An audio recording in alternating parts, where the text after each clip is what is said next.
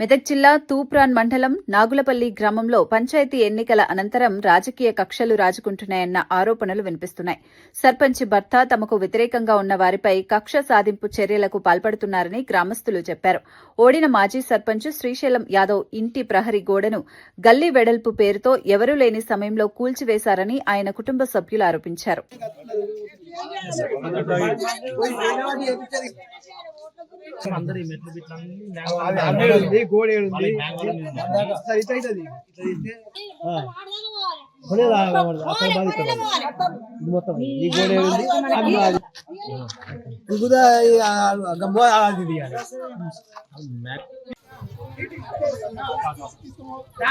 అన్న ఒక్క ముందరే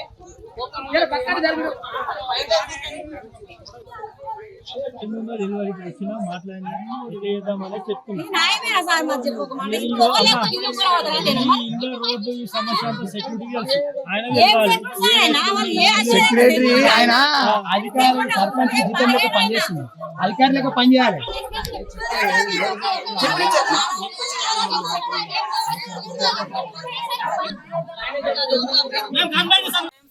ఏంటంటే ఏ జనరల్ బాడీ మీటింగ్ అయినా గ్రామ సభ పెట్టినా సరే ఏ బాడీ మీటింగ్ పెట్టినా కానీ కనీసం మాకు ఇన్ఫర్మేషన్ ఇస్తారు. వాళ్ళకు ఒక కోరం ఉంటే సరిపోతుంది. వాళ్ళు ఆ సర్పంచ్ ఉప సర్పంచ్ వాళ్ళు అనుకుంటే వాళ్ళు తీసుకున్న నిర్ణయాలే వాళ్ళు పాటిస్తారు. ఆ సెక్రటరీ అంతా కనీసం మాకు ఇన్ఫర్మేషన్ ఏది లేదు. ఒక తీర్మానం చేసినాకనే ఏదైనా ఏమన్నంటే మొత్తం గ్రామానికి సంబంధించిన ఆస్తులను మేము రక్షిస్తున్నామని అంటున్నారు.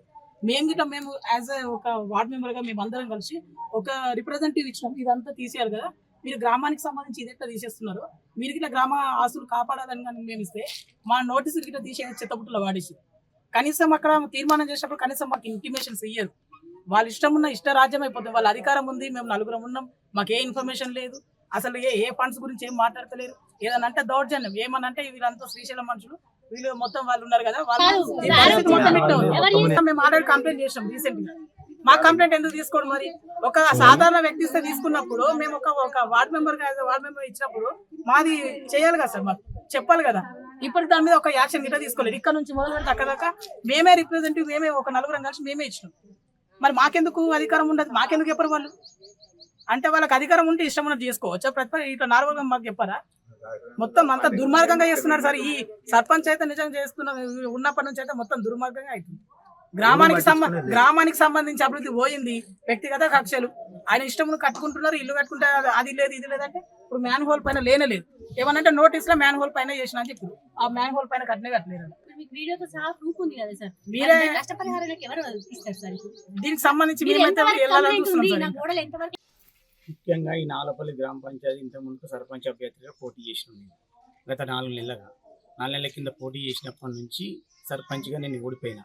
అలా గెలిచినప్పటి నుంచి నా మీద కక్షపూరితంగా ప్రతి ఒక్కరిని, నాకు ఓటేసిన వాళ్ళను ఉన్నోళ్ళందరినీ టార్గెట్ చేసుకుంటా, వాళ్ళని రకరకాల ఇబ్బంది పెట్టుకుంటా, నన్ను నా పాత కంపౌండ్ వాళ్ళని కొత్తది కాదు కట్టేది, పాత కంపౌండ్ పాత గోడ మీద పెంకటిల్లు ఉంటే పెంకటిల్లు కూడా కొట్టుకొని పాత దాని మీద కట్టుకుంటున్నాను. పాత దాని మీద కట్టుకుంటే ఇక్కడ వెనుక సర్పంచ్ ఇల్లు ఉంటుంది. 6 ఫీట్ల జాగా ఇస్తే నువ్వు ఏదైనా కట్టుకో, మోరి మీద కట్టుకో, ఏడ కట్టుకున్నా ఏం కాదు. 6 ఫీట్ల జాగా ఇవ్వకపోతే నేను నీ ఇల్లు గులగొడు, నీ కంపెనీ వాళ్ళు గులగొడతా అని సెక్రటరీ అధికారులను పట్టుకొని, పోలీసు వాళ్ళని పట్టుకొని వాళ్ళు వచ్చి నాకు నోటీస్ ఇట్లా ఇంతకుముందు గత 3 నెలల కింద ఇచ్చారు. అప్పటి నుంచి మళ్ళీ మధ్యలో 2 సార్లు మాట్లాడుకున్న తర్వాత ఇట్లా మళ్ళీ నోటీస్ ఏమీ నేను సిటీ పోతున్నా, నాకు మధ్యలో ఫోన్ చేస్తే నేను ఇవాళ ఉండలేను, రేపు వస్తే సార్ టైం ఇవ్వండి అని చెప్తే, లేదా గంట సేపట్లో ఇప్పుడు నోటీస్ మీ ఇంటికి అతికేస్తున్నాం, వాయిస్ మెసేజ్ పెట్టి మేము ఇట్లా రేపు పొద్దుగా కలుస్తాం. మాకిట్లా న్యాయం జరగలేదు అనుకో, మేము ముఖ్యమంత్రి దగ్గర కలుస్తాం, మాకిట్లా కలిసేది ఉంది, మేము మాట్లాడతాం, మేము గిట్లా చెప్తాం ఆ విషయం. వాళ్ళ పేరు చెప్పుకుంటా వాళ్ళు ఎంతవరకు చేస్తలేరు, కానీ వీళ్ళైతే పిచ్చల విడిగా చేస్తున్నారు. ఇది ఎంతవరకు కరెక్ట్ అని మీరే వాళ్ళకే వదిలేస్తున్నారు. ఇది ఎంతవరకు కరెక్ట్ అంటే 6 ఫీట్ల జాగి ఇవ్వమంటున్నాయి. 6 ఫీట్ల జాగి ఇవ్వకపోతే కూల కొడుతుంటారు. రికార్డ్ లేదు, మనకు ఎవరు డిమాండ్ చేశారు? అందరం మనం పబ్లిక్ సెక్రటరీ 5 లక్షలు ఇవ్వకపోతే ఇదంతా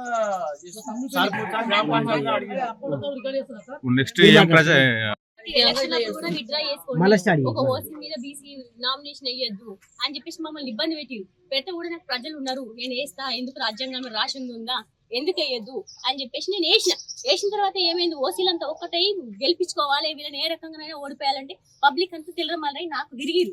ఓట్లు వేయడానికి మొత్తం గెలిచే క్యాండిడేట్ నేను. లాస్ట్ క్లాస్ ఏం చేస్తారు, సీఎం క్యాంపస్ నుంచి నాకు సీఎం తెలుసు, వాళ్ళ అల్లుడు సీఎం దగ్గర పనిచేస్తారంట. సార్ చిన్న విలేజ్ మీద ఫోకస్ చేస్తారని నేను అనుకోను. కాకపోతే వీళ్ళ పైన ఏం చెప్తురో మా మీద ఏ రకంగా వ్యతిరేకంగా చెప్తురో మాకు తెలియదు. అక్కడ ఏం జరిగిందో కూడా తెలియదు. వాళ్ళతో ఫోన్ చేపించి నానా రకాలుగా ఇబ్బంది పెట్టి పబ్లిక్ ను, మీకు నా దగ్గర సీఎం ఆఫీస్ నుంచి మీకు ఫోన్లు చేపిస్తాం, మీ భూములు గుంజుకుంటాం, మీకు తోవలు ఇయ్యము, ఇట్లా నానా రకాలుగా పెట్టారు. కానీ నేను ఆ రోజు మీడియాకి చెప్పలేను, ఎందుకంటే అది ఎలక్షన్ కాబట్టి ఆ రోజు మీడియాకి చెప్పలేను. అది అయిపోయింది. సరే మేము 18 ఓట్లతోని ఓడిపోయినాం. ఓకే, దానికి కూడా నేను ఓకే, ఎందుకంటే ప్రజల తీర్పుని నేను గౌరవిస్తాను. వాళ్ళ పని వాళ్ళు చేసుకుని మా పని మేము చేసుకుంటాం. మీరు గెలిచిన వాళ్ళు మా మీద కక్ష పట్టద్దు. అందరం ఒకటే పార్టీ, ఊరిని విడగొట్టకుర్రి, పంచాయతీలు చేయకుర్రి. ఇదే గ్రామ పంచాయతీలో నా దగ్గర వీడియో ఉంది. నేను వాళ్ళ సన్మానానికి కూడా వాళ్ళ నానికి కూడా వెళ్ళిన. ఏంది పంచాయతీ ఆ రోజు ప్రమాణ స్వీకారాన్ని కూడా నేను వెళ్ళిన. నా లోపల ఏ కుళ్ళు పెట్టుకోకుండా ఎక్కుతాం, ఎందుకంటే గ్రామం అనేది విడిపోవద్దు కాబట్టి ప్రతి ఎందుకంటే కక్షలు పెట్టుకొని చిన్న చిన్న వాళ్ళు ఇప్పుడు పెద్దగా అవుతున్నారు. వాళ్ళకి ఏం చూపిస్తున్నాం మనము? పెరిగే వాళ్ళకి కులంతో కొట్లాడాలి, కులం తీరుగా పెరగాలనే మనం నేర్పుతున్నాం. పిల్లలకు సమాజంలో ఏం నేర్పిస్తున్నాం? ఇప్పుడు వచ్చే యూత్కి ఏం నేర్పిస్తున్నాం మనం? ఇట్లనే మీరు మేము విభజించాలి. ఓసీ మీద బీసీ రిజర్వేషన్ వస్తే వేయద్దు, బీసీలు వస్తే బీసీలు వేసుకోవాలి. ఇదేనా మనం నేర్పించేది పిల్లలకి? ఇప్పుడు యూత్కి ఏం నేర్పిస్తున్నాం సార్ మేము? ఇదంతా కక్ష పట్టుకొని అంటే వీళ్ళందరికీ ఒక నార్మల్ పబ్లిక్ కి మేము ఒక లీడర్ ఉండడం వాళ్ళకి ఇష్టం లేదు. మేము ఒకవేళ మీ ఊళ్ళ నుంచి వెళ్ళిపోతే వీళ్ళని తొక్కేయచ్చు. వీళ్ళకి ఏం తెలియదు. పొద్దున వేస్తే పనికి పోతారు, సాయంత్రం దీనికి సపరేట్ నోటీస్ వచ్చింది చెప్పలేదు. మరి దీని మీద నోటీస్ ఇచ్చినప్పుడు ఎవరిచ్చిరు ఏంటనేది చెప్పలేదు. అది క్లియర్ అయింది అన్నాడు, నేను కట్టుకున్నదాన్ని. దీనికి నోటీస్ ఇచ్చినప్పుడు దేనికని ఇస్తుంది సార్ దీని మీద నోటీస్ అని నేను అడిగిన. ఇది పాత పునాది నా దగ్గర ఉంది కాదంటే ఇప్పుడు తవ్వండి, పాత పునాది వెళ్తాయి, పాత రాళ్ళు అయితే వెళ్తాయి, దాని మీదనే నేను కట్టుకున్నా అంటే లేదు డ్రైనేజ్ ఉంది దాని కింద. కానీ 1,00,000 చెప్తారు సార్ డ్రైనేజ్ ఉందని. ఇది తవ్వి కదా, అధికారులు ఏం రావాలి, ఊర్లందరినీ కనుక్కోవాలి. ఇది ఆయన జాగన రోడ్డు మీదకి జరిగిర్రా, నేను గవర్నమెంట్ రోడ్డు మీద జరిగితే ఖచ్చితంగా మీరు చర్య తీసుకోండి. నేను కాదని అంటలేదు, నేను రోడ్డు మీద జరగలేను, నేను కొన్న జాగాలని నేను కట్టుకుంటున్నా. దానికి ప్రూఫ్ నా దగ్గర ఉంది, వీడియోస్ ఉన్నాయి, నేను అప్పుడు తీసిన పాతది ఫోటోలు ఉన్నాయి, నేను కట్టుకునేటప్పుడు పునాది వీడియో ఉంది, అన్ని ఉన్నాయి నా దగ్గర. ఉన్నాక కూడా మీరు ఏమన్నా సార్ మీరు ఇంతమంది అధికారులు వచ్చింది కదా, వాళ్ళకి కంప్లైంట్ ఇచ్చారు.